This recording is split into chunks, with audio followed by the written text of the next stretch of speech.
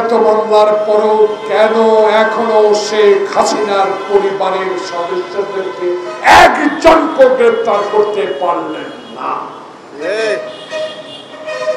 গ্রেফতার করা দরকার। জনগণের কাছে এদের অবৈধ সম্পদের হিসাব নেওয়া দরকার। শুধু কয়েকজন এমপিকে ইলেকট্রনিক মিডিয়ার মাধ্যমে দেশ ত্যাগ নিষিদ্ধ করলে হবে না। 2008 সাল থেকে যারা বাংলাদেশে অবৈধভাবে জাতীয় সংসদের নাম ব্যবহার করে হাজার কোটি টাকা লুট করেছে, তাদের কোন নাম বিমানবন্দর স্থল বন্দরে দিতে হবে যেন দেশ ত্যাগ না করতে পারে। কোয়ালিটি সম্পন্ন আন্তর্জাতিক মানের still bar CSRM, committed for better still. কাজ করতে হবে, কাজের মূল্যায়ন আপনাকে দিবে।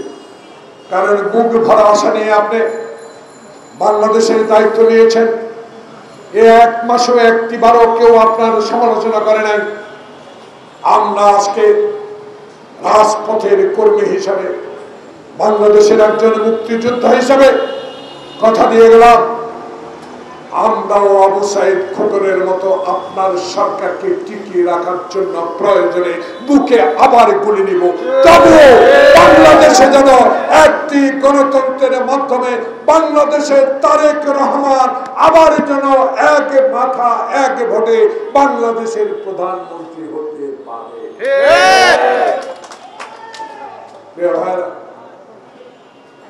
তাই আজকে প্রতিবাদের এই অনুষ্ঠানে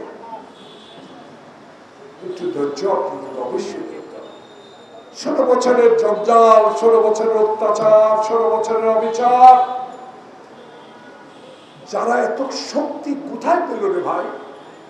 বিশ্বের সবচেয়ে ধনী দেশ, গণতান্ত্রিক দেশ আমেরিকার অ্যাম্বাসেডারের গায়ে হাত উঠাতে পারে না। সে অহংকার হাসিনার শেষ। কিছু কিছু লোকের কথা শুনলাম ইউটিউবে এখনো ঘুরে,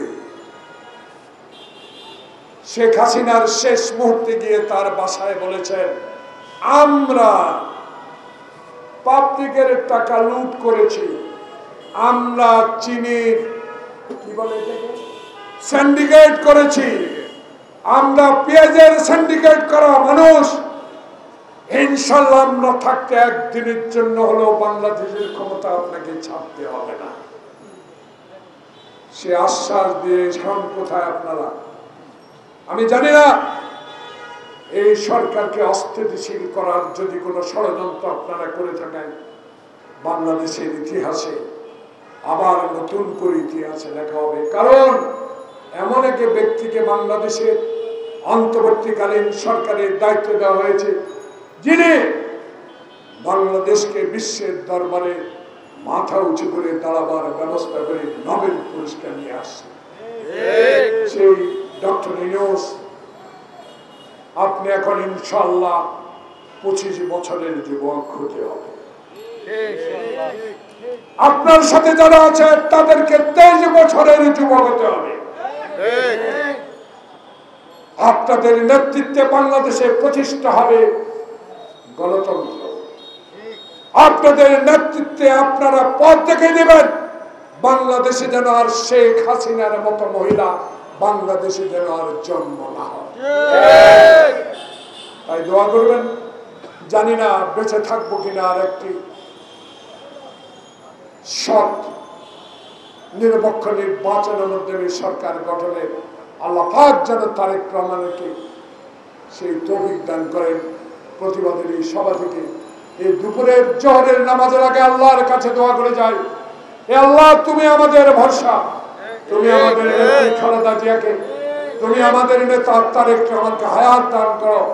এমন যিনি 1971 সালে বাংলাদেশের স্বাধীনতা যুদ্ধ করে ওই সংসদের উত্তর প্লাজা চন্দ্রিমা উদ্যানে শুয়ে আছেন, আল্লাহ পাকের কাছে সেই শহীদ জিয়ার জন্য দোয়া করবেন যে শহীদ জিয়াকে উশৃঙ্খল একদল সেনাবাহিনী সেদিন হত্যা করেছিল। তাই আজকে সবাইকে আবার ধন্যবাদ জানিয়ে আমার বক্তব্য শেষ করছি। আসসালামু আলাইকুম।